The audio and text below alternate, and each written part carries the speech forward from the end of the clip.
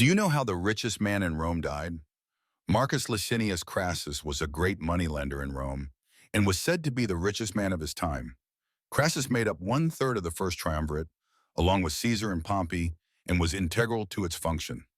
Crassus paid off Caesar's debts so he could leave Rome to conquer Gaul, and was the bankroll for many Roman senators and elites.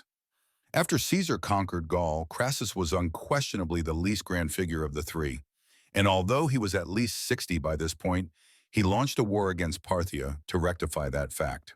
While leaving Rome with his army, Crassus was met at the gate by a tribune of the plebs, Gaius Aetius, who attempted to stop Crassus.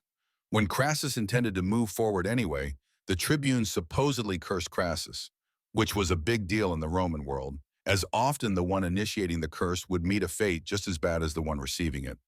Crassus invaded Parthia anyway, and after being led into the desert by a treacherous guide, was facing the lead elements of the Parthian army, which was entirely mounted. About 1,000 fully armored men on fully armored horses called cataphracts, and around 8,000 horse archers. Roman armies struggled with the Eurasian horse archer, and Crassus and his men would find out why. The Parthian bow was punching right through the Roman shield, and as the horse archers rode around the Roman formation firing into it, Roman soldiers were having their shields stapled to the arms with the arrows and suffering terribly.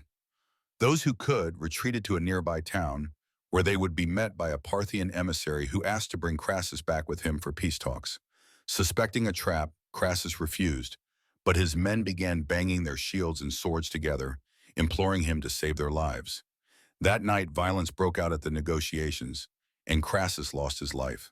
Sources differ on what happened next, but the main source for this period says that his head was then filled with molten gold, a final stab at the man for his greed.